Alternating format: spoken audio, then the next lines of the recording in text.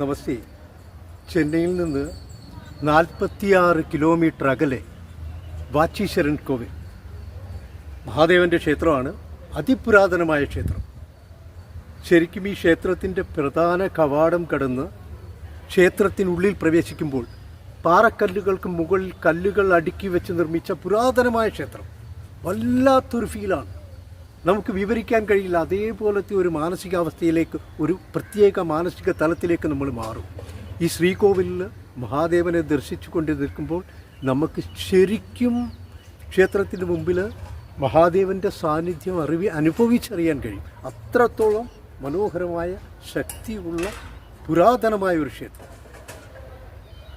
തിരുവള്ളൂർ, ചെന്നൈയിൽ നിന്ന് 40 കിലോമീറ്റർ അകലെയാണ് തിരുവള്ളൂർ. തിരുവല്ലൂരിൽ നിന്ന് 6 കിലോമീറ്റർ അപ്പുറത്ത് മാറിയാണ് വാച്ചീശ്വരൻ ക്ഷേത്രം. ശരിക്കും കണ്ടിരിക്കേണ്ട ഒരു ക്ഷേത്രം. കരികാല ചോളൻ്റെ ആരാധനാപാത്രമായിരുന്നു മഹാദേവൻ. കരികാല ചോളൻ അദ്ദേഹത്തിന് ഓരോ യുദ്ധത്തിന് പോകുമ്പോഴും ഇവിടെ വന്ന് മഹാദേവനെ കണ്ട് പ്രാർത്ഥിക്കുമായിരുന്നു എന്നാണ് പറയപ്പെടുന്നത്. അപ്പോൾ ക്ഷേത്രത്തിൻ്റെ അകത്തുള്ള ദൃശ്യങ്ങളിലേക്ക് നിങ്ങളെ ഓരോരുത്തരെയും സ്വാഗതം ചെയ്യുന്നു.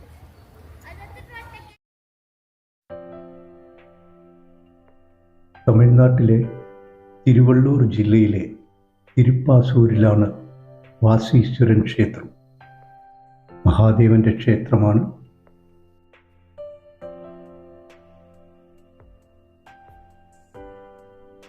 തിരുവള്ളൂർ തിരുത്താണി റോഡിലാണ് ഈ പുരാതന ക്ഷേത്രം. മഹാദേവൻ ഇവിടെ വാസീശ്വരൻ എന്ന പേരിലും ദേവി പാർവതി, പശുപതി നായകി എന്ന പേരിലും ആരാധിക്കപ്പെടുന്നു. തിരുപ്പാസൂർ ഗ്രാമത്തിൻ്റെ ചൈതന്യമായി ഈ ശിവക്ഷേത്രം നിലകൊള്ളുന്നു.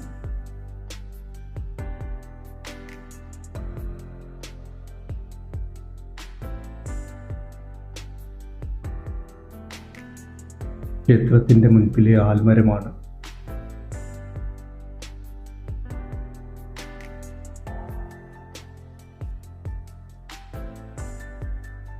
ആകാശം മുട്ട വളർന്നു നിൽക്കുന്ന ആൽമരം ഒരൈശ്വര്യം തന്നെയാണ്.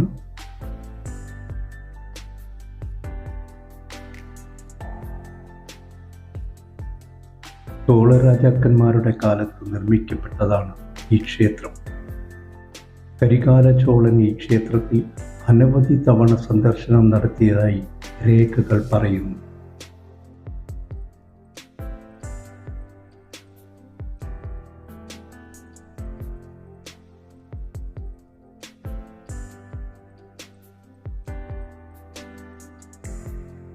പുരാതനമായ ക്ഷേത്രമാണ്.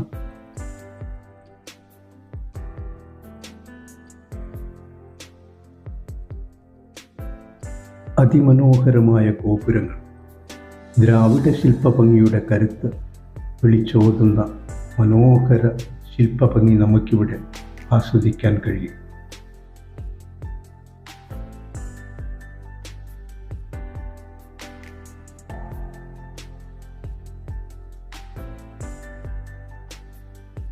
പ്രധാന കവാടം, അതായത് രാജഗോപുരം കടന്നുള്ളിലെത്തിയാൽ ബലിപീഠവും കൊടിമരവും തൊട്ടരികിൽ നന്ദികേശന്റെ സന്നിധിയും കാണാം.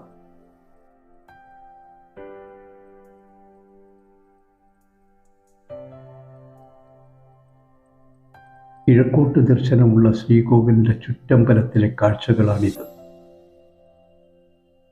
വളരെ പ്രത്യേകതയുള്ളതാണ് ശ്രീകോവിലിലെ ശിവലിംഗം. ലിംഗത്തിൽ ആയുധ ആക്രമണത്തിൻ്റെ വലിയ അടയാളങ്ങളുണ്ട്. മാത്രമല്ല, ശിവലിംഗം ഇടതുവശത്തേക്ക് ചരിഞ്ഞാണ് നിലകൊള്ളുന്നത്. പുരാതനമായ നിർമ്മിതിയാണ്. ഇപ്പം നാം കാണുന്നത് പ്രധാന ശ്രീകോവിലിൻ്റെ ഭാഗങ്ങളാണ്. മുൻവശത്തു നിന്ന് നമുക്ക് ഷൂട്ട് ചെയ്യാൻ കഴിയില്ല. ഇത് ശ്രീകോവിലിൻ്റെ പിൻഭാഗവും ഗോപുരവും അതിൻ്റെ ചുറ്റമ്പലവുമാണ്.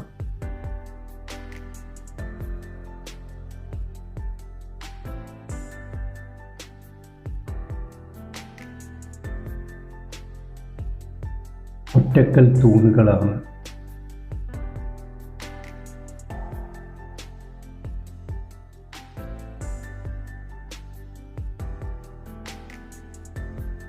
പല രൂപത്തിലുള്ള ശിവലിംഗങ്ങൾ നമുക്കിവിടെ കാണാം.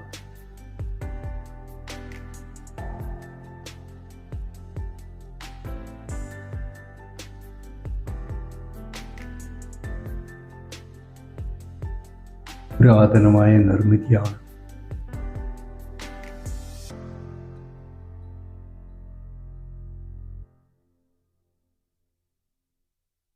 നന്ദികേശന്റെ സന്നിധി. നന്ദികേശന്റെ സുന്ദരമായ രൂപമാണ് ഇവിടെ പ്രതിഷ്ഠിക്കപ്പെട്ടിരിക്കുന്നത്. നന്ദികേശ സന്നിധിയുടെ മുകളിലെ ചെറിയ ഗോപുരമാണ് നമ്മളിപ്പോൾ കാണുന്നത്.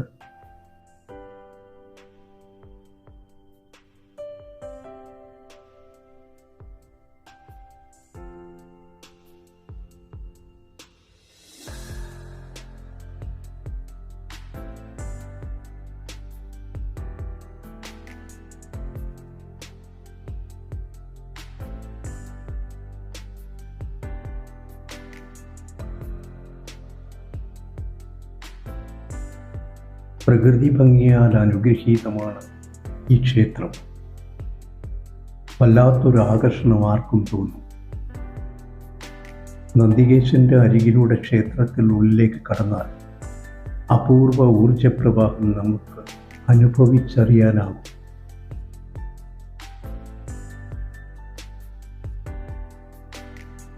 ശരിക്കും നമുക്ക് വല്ലാത്തൊരു അനുഭവമാണ് ഈ ക്ഷേത്രം.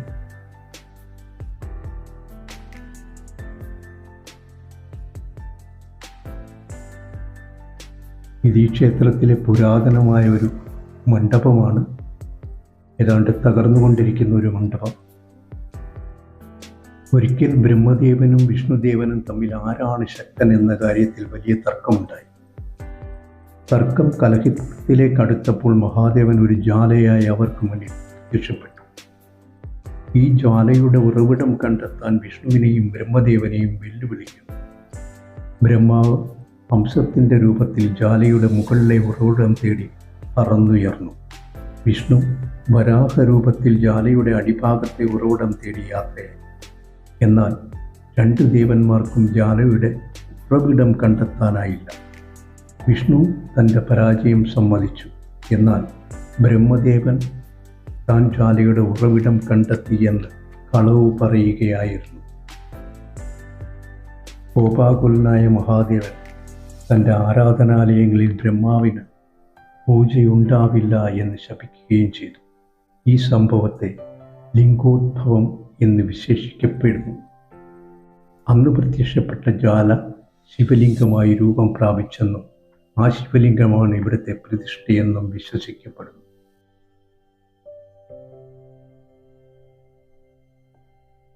പുരാതന മണ്ഡപമാണ്. അതിൻ്റെ ഏതാണ്ട് പകുതിയിലധികം ഭാഗവും തകർന്നു കഴിഞ്ഞു.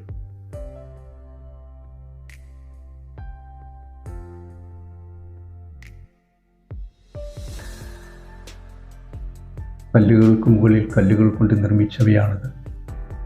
ക്ഷേത്ര പരിസരം വൃത്തിയാക്കുന്ന പത്തരയാണ് നമ്മൾ ഇപ്പോൾ കാണുന്നത്. തമിഴ്നാട്ടിലെ മിക്ക ക്ഷേത്രങ്ങളിലും ഇങ്ങനെ എത്തുന്ന ഭക്തരെ നമുക്ക് കാണാൻ കഴിയും. സാധാരണ ഞായറാഴ്ച ദിവസങ്ങളിൽ മിക്ക ക്ഷേത്രങ്ങളിലും ക്ഷേത്രത്തിൽ ഉള്ളിലും വെളിയിലുമെല്ലാം ശുചീകരണ പ്രവർത്തനങ്ങളിൽ ഏർപ്പെട്ടിരിക്കുന്ന ഭക്തരെ നമുക്ക് കാണാൻ കഴിയും.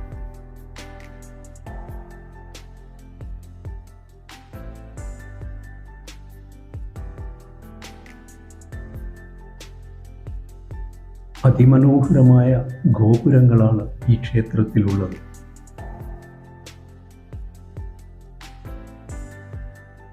ശ്രീകോവിലിൻ്റെ മുകളിലുള്ള ഗോപുരം ഇരിക്കുന്ന ആനയുടെ ഭാവത്തിലുള്ളതാണ്, അതേ രൂപത്തിലുള്ളതാണ്. ശരിക്കും പാറക്കല്ലിൽ അത്ഭുതങ്ങൾ സൃഷ്ടിക്കുന്ന ദ്രാവിഡ ശില്പകലയുടെ മനോഹാരിത നമുക്ക് ആസ്വദിച്ചറിയാൻ കഴിയുന്നതാണ് ഈ ക്ഷേത്രത്തിലെ ഗോപുരങ്ങൾ. അതേപോലെ ശ്രീകോവിൽ വളരെയധികം മനോഹരമായ ക്ഷേത്രങ്ങളാണ്. ഭക്തര് ക്ഷേത്രത്തിലെ വിഗ്രഹങ്ങളിൽ ധരിപ്പിക്കുന്ന വസ്ത്രങ്ങൾ കഴുകി വൃത്തിയാക്കി ഉണക്കാനിട്ടിരിക്കുന്ന കാഴ്ചയാണ് നമ്മളിപ്പോൾ കാണുന്നത്. ശരിക്കും ഇത്തരത്തിലുള്ള ശുചീകരണ പ്രവർത്തനങ്ങളെ ഈ വസ്ത്രങ്ങൾ വൃത്തിയാക്കുന്നത് ഇതെല്ലാം ഭക്തർ സമയം കിട്ടുമ്പോൾ ക്ഷേത്രങ്ങളിലെത്തി ചെയ്തു കൊടുക്കുന്നതാണ്.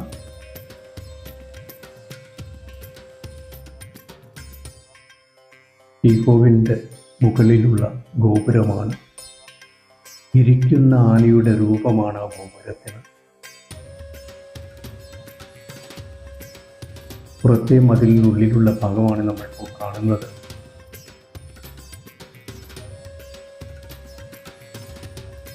വളരെ മനോഹരമായ ക്ഷേത്രം.